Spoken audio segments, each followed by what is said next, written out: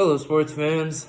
Welcome to the all-new premiere episode of Slay the Giants. That's right. You heard it from me. I'm Caleb Williams, the older brother. I'm Joshua Williams, the younger brother. Today, we're going to talk about a topic that most people are not really happy about. We're going to talk about how Dwight Howard is not even top 75 of all time. This man had an impactful career down in Orlando and still managed to win a championship in Orlando as a solid role player. Lakers, yeah.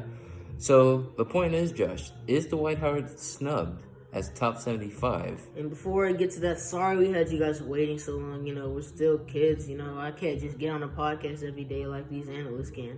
Yeah. Anyway, Dwight Howard is a top 75 player. And let me tell you why. Although in the past, let's say 6 or 7 years, Dwight Howard's been fairly disappointing.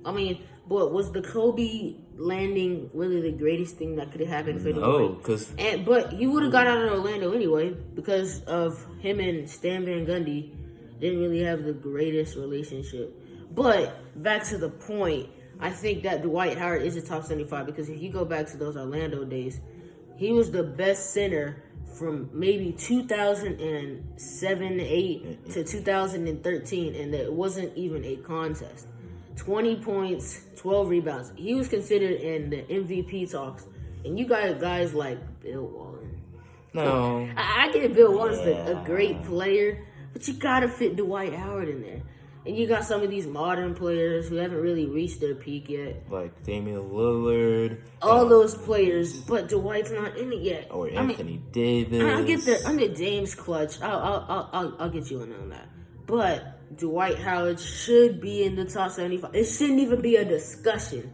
Top 75, that was probably the worst snub of all. It probably was the worst snub, if I'm being honest.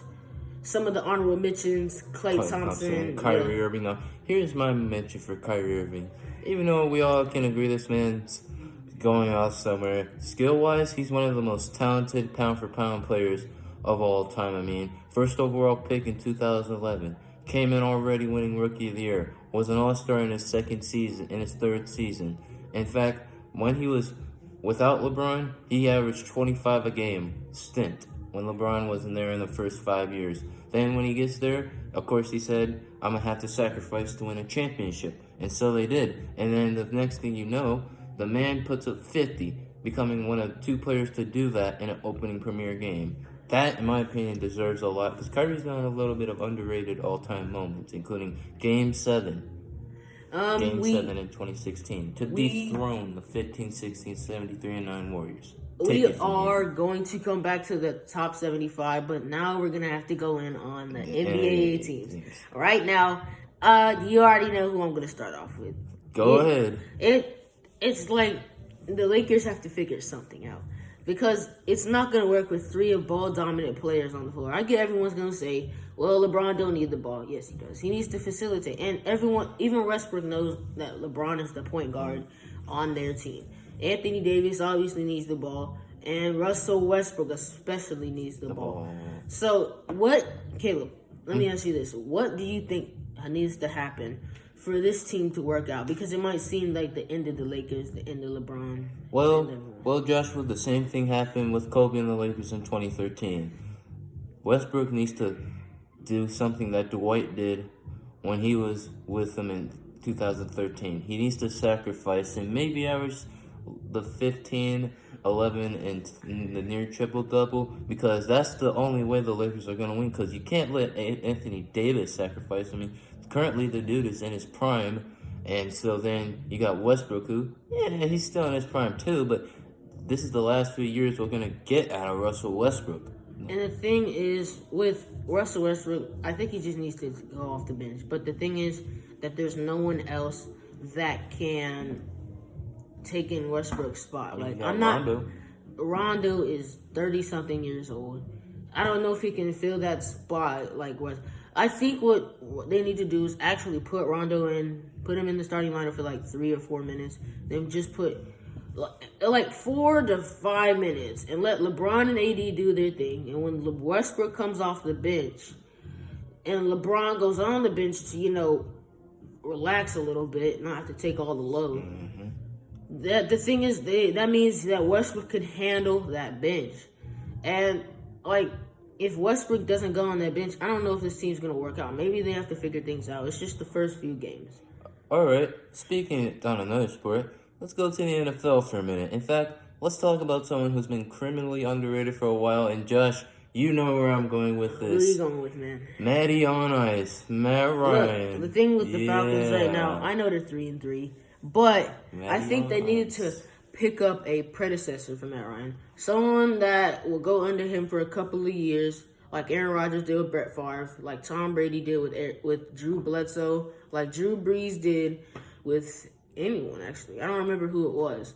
But a lot of great quarterbacks were under a wing, and they don't just go out like Zach Wilson, like Mac Jones. They're putting in there, especially Zach Wilson, even though he sprained his PCL. They were put in a very bad position. They had to do everything straight away. But going back on Matty on ice, I don't think Matt Ryan is a top 10 QB. I won't say that. Yeah. I think he's a top 15, top 20 QB. But the thing is, Matt will always stay under the radar. He'll put up at least 25 to 28 touchdowns, 10 to 15 picks, and his team probably won't go to the playoffs. The Falcons aren't the greatest team.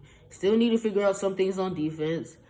Their weapons are actually pretty good. Calvin Ridley, Russell Gage. AJ Terrell on defense. I mean, they're up and coming. I just think they need one more piece that could solve their problem since Julio left. And speaking of weapons, the Green Bay Packers against the Arizona Cardinals. Well, the thing with the Green Bay Packers against the Arizona Cardinals, Arizona and as well as Green Bay are losing a lot of pieces. Devontae Adams was lost to the COVID reserve list.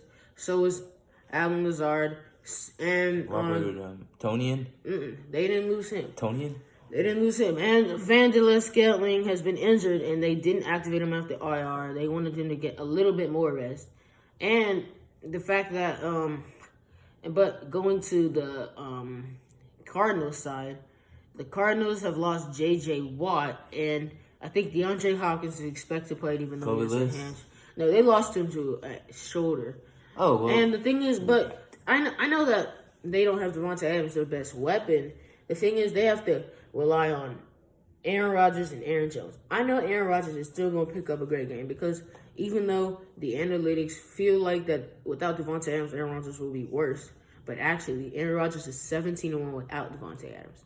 And, Aaron Rodgers is going to have a great game, but Aaron Jones, what Aaron Jones can do, he can be in the receiving game and the rushing game. So it's not like it's not like the Arizona Cardinals can just predict that Aaron Jones will just be running the ball the whole entire time. And I think this game is actually going to be close. I know everyone's going to say Cardinals. But it could be it's Aaron Rodgers, guys. I know this probably is going to backfire on me, but I do think the Cardinals probably will win, but I think it will be a pretty close game. You heard it from me, guys. So, our sponsor of today's video is Fat Daddy Smoking Barbecue. Now, where you can find them is anywhere through Burnt Hickory to Powder Springs to Hiram, Georgia. Our dad is criminally underrated when it comes to his business because certain businesses of his are very good that no one seems to really buy from a lot. But I can guarantee this. His food is good. You're right. And the best. And before we end off on the podcast, I just want to go over a couple more NBA teams. The Bulls. What about the Bulls? The Bulls have been the Sixers in their situation. The Hornets might be good this year. There's a lot of good teams. Like, obviously, you got the Bucks, the Nets. But the Bulls have Lonzo, DeMar Vucevic, Zach. I will take it from this. They got even a good pinch. They got Patrick Williams and all of them. But let's talk about another one. Who are you talking about? I think someone else surprisingly got snubbed from the top 75 that we don't even talk about. And podcasts of the Giants crew, you might be asking, who? Dikembe Mutombo. Dikembe Mutombo. The thing is, they probably didn't put Dikembe Mutombo because what all people like in the NBA is highlights. They like highlights. And although Dikembe had the blocking highlights, Dikembe didn't really have the scoring highlights. Everyone loves scoring. He didn't have the most points. I guarantee you, anyone in the top 75 averaged over 15 points. Not Wes Unseld. Wes Unseld did not do that. The thing is, Wes Unseld, no one watched Wes Unseld back then. You could watch the Kempe back then and look at his highlights. Obviously, you could watch Wes Unseld, and he was a great all-around player. The Kempe is not a great all-around player. The Kempe will rebound for you. He'll block for you. I don't know about scoring. He's not the worst scorer, but he's not even the best scorer either. He's not. He's in between. Becoming one of 4 players to become 4-time Defensive Player of the Year. 2 players to do that. Ben Wallace and him. Going to the top 75, what do you think about Curry and the team in general this year? Let's talk about Curry. I think Curry is going to have another breakout season. In fact, he just became one of the players from last year to average 32 points a game since Jerry West in 1972 to do that. I think with Golden State is once Klay Thompson comes back, they'll just be right back together. Yep. Obviously, Klay Thompson's not even going to be 90%.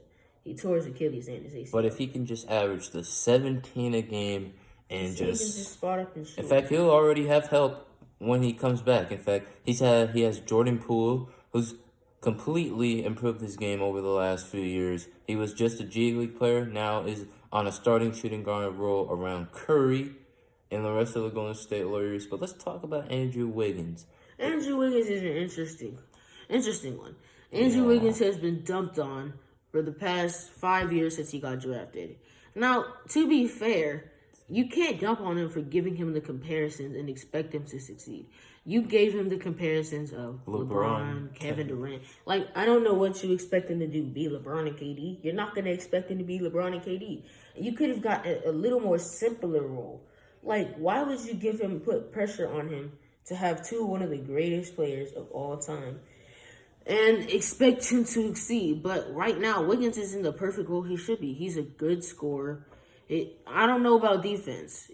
What do you think? I think he's okay defender, but he'll get buckets and put a little bit of pressure. That's why Jordan Poole is so vital to this team, because he's getting buckets, and it takes a little bit of pressure off Curry. Yeah, so basically, guys, what he's saying here is what Bob Myers and Steve Kerr did over the offseason. They got players who aren't athletic, but not the best, but are good role players and good assets to Curry that know how to shoot the ball and play defense. That's why some players like Draymond and, Andrew have been on the team for so long, because they know the system. And let's go off of one more thing. What do you want to say? What do you want to talk about? One last thing. Man. Let's talk about how the WWE is shifting up. I know we don't talk about that on this channel, but who cares? For the first time on Slay the Giants history, we're going to talk about it. Is Roman Reigns the greatest Universal Champion of all time? Rightfully so. Although I think he got some controversial wins, but at least he actually defended it. In fact, let's talk. Unlike Brock Lesnar, who didn't defend the title, he literally had to Kurt Angle force him to come out there. And the thing is, the Universal title hasn't been out there for so long, so it could get someone could be a better Universal Champion than Roman Reigns. But right now, he's the greatest Universal Champion. Brock, you heard it from him, not me. And guys, that is Slay the Giants. We are now signing off this channel. One more thing: the Braves will win the series in 6. Guaranteed. If they don't win the series in 6, you can come back at me.